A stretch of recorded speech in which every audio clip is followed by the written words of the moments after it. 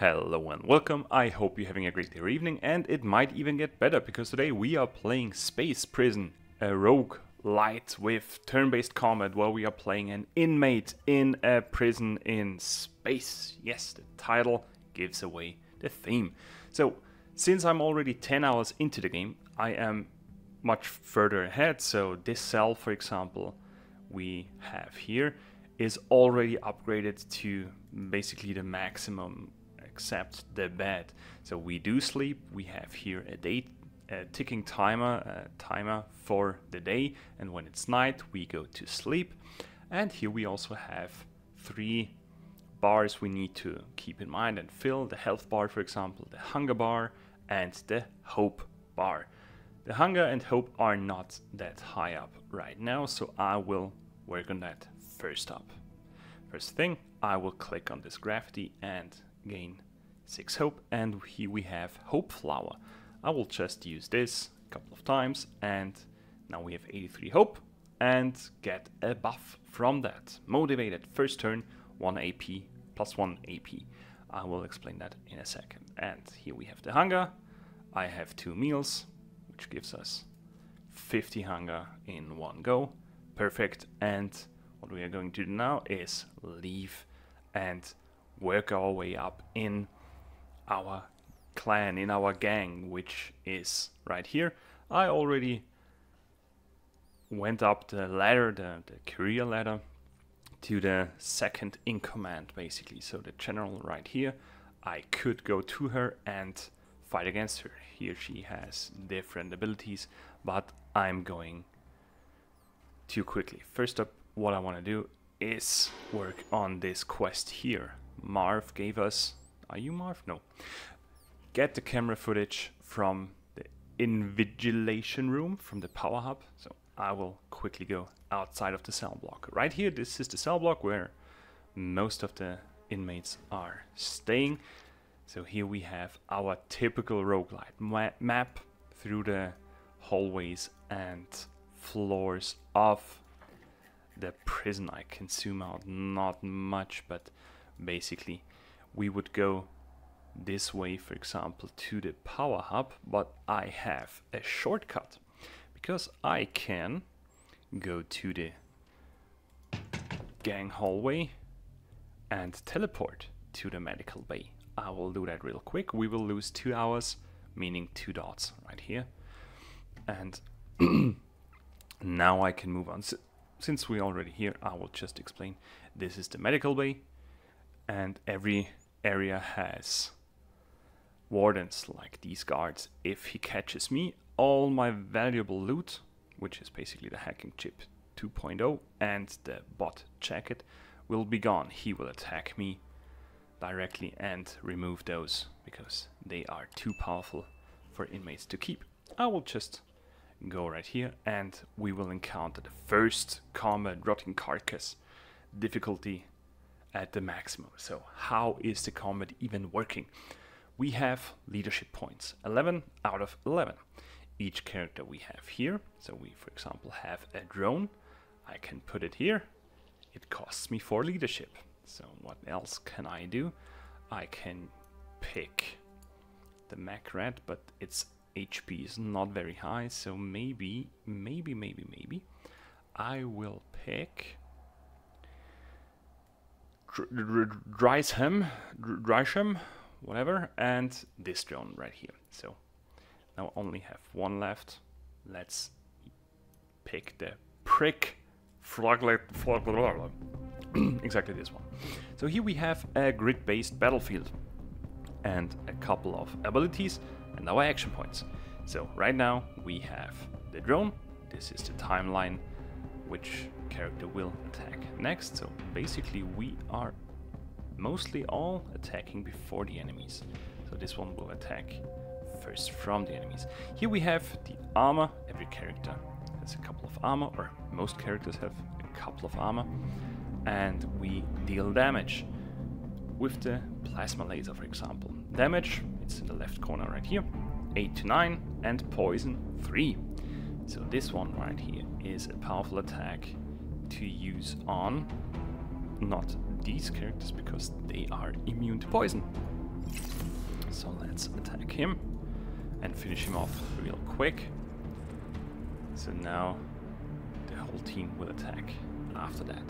As you can see, this grid-based battlefield is not very impactful, because as long as I'm in the lane, in the column right before the enemy, I can attack it. So what will I do with our character, with Dorian? Yes, that's me. Nifty Shift 2, meaning damage 5 to 8, bleed 2, and we could move back 1. So what this inclines is I could switch places with one of them. But since I want to keep attacking, I will just use the left mouse button, use up all my action points to attack him. But what I can do actually is use telekinesis, because I will pull him close to us and damage him again, and could push him away again. But since I want to keep him up close, that all the characters can attack him, I will just finish my turn here. So what we will do now is attack him a couple more times. So he has 15 health left and a bleeding stack of 6. I could hit both of them with 4 to 6 damage, or 6 to 8 and deal more bleeding damage. I will do that real quick. Now he is bleeding for 8. Perfect. And here I will hit him as well, because he has a poison weapon. The Dreisham is just dealing poison damage. They are immune against poison, but the damage they are not immune to. So I will quickly hit him. He got finished off by the bleeding ailment. He pushes us away, deals damage. What the heck was that? What did you shout for? I mean, look at that creature. I love the art style of the game. But now he is in range to get poisoned. A couple of shots here. Oh, I'm poisoned as well. Poison damage is not negated by the armor, so I will have to move closer and attack him again. And again. And one more time. Done. Perfect. He has 4 health left. Now I will move back, because next up is this guy, and Prickle Puff has a range of 2. Since I don't need to attack him, he will bleed out eventually. I will attack him. And what range do we have here? Yes, perfect range. Wonderful. Let's go. He bled out, and I can just move up, stab him once, and the combat is done. So what we have here are a couple of items we got: an eyeball, a brain, finally I have one, a human liver, a couple of those things. I will just take all and move on, because we want to go to the power hub. Again, the combat, I will quickly skip over it, because we just saw what the combat inclines. So if you want to see more, let me know in the comment. I won't provide it, but let me just know in the comment. I'm always trying to be helpful. Oh, damn it. Now, what I wanted to show before that, I nearly placed him or her, Pedra, here.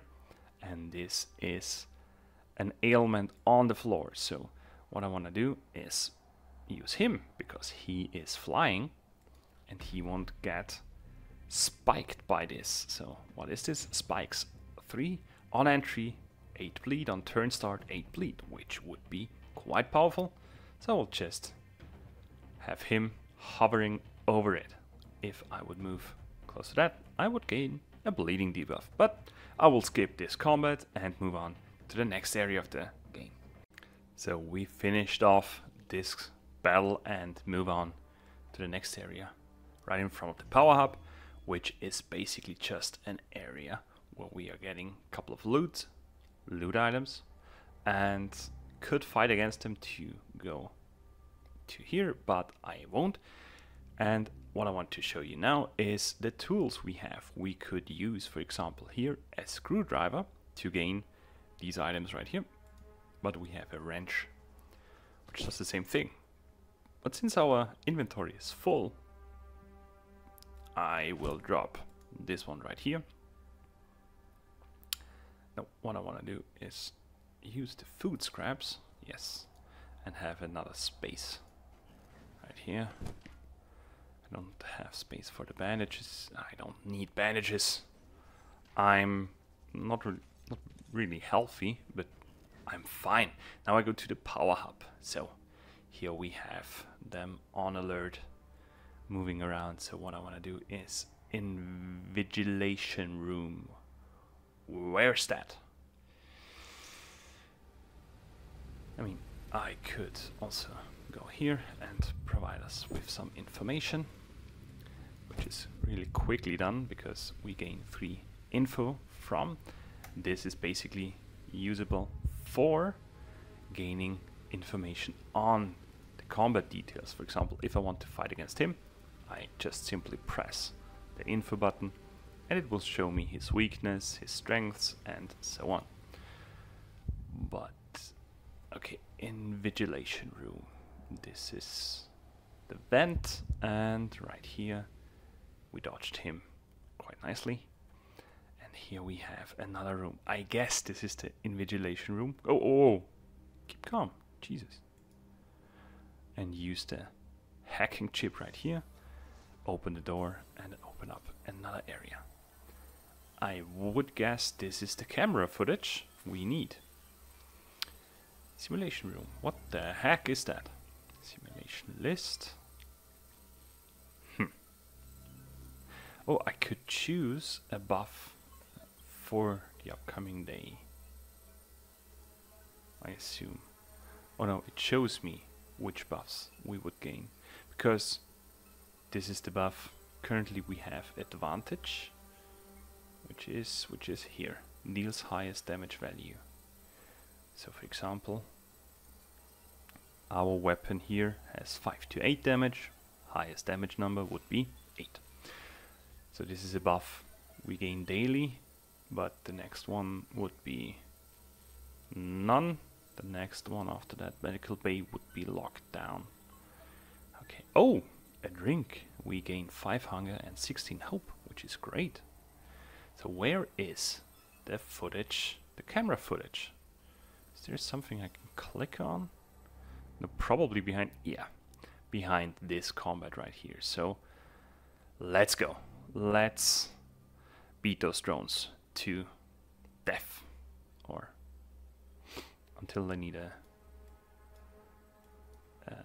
buff. No, not a buff, an update. I don't. Hello, thank you. Now it worked. This drone and this Gorn convict. Let's fight with him.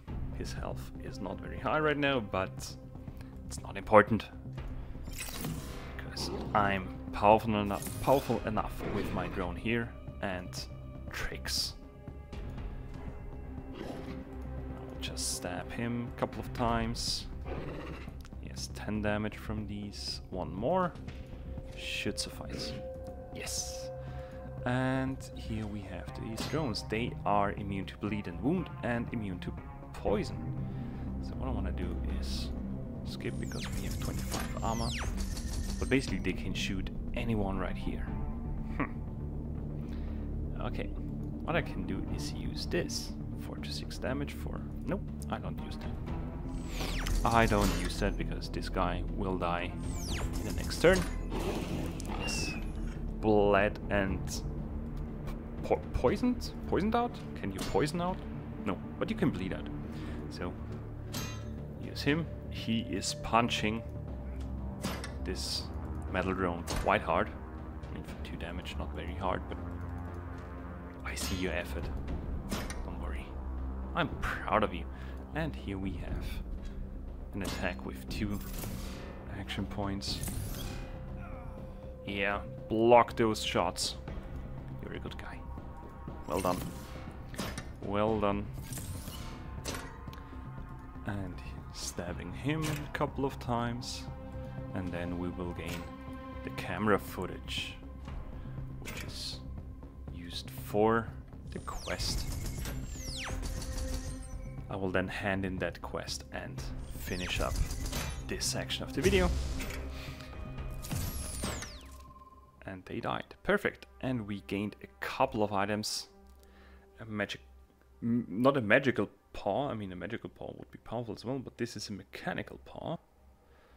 So I don't need the red spikes, and I don't need bone. I have a lot of bones at home, at the cell, but I need damn it. Oh no, quest items, exactly. Don't need space from the inventory, so let's move out, don't get caught by the warden, and finish up the day, because the next hour passes, I will just quickly move here, and end of the day announcement, we return to the cell block with all the other couple of enemies, friends, sexual partners. I don't know what happens in a prison, but here we have a lot of people. So what we need to find, or who we need to find, is Marv, cell 27. Okay, I will find her or him. Marv is possible for both genders. I mentioned not genders are not possible.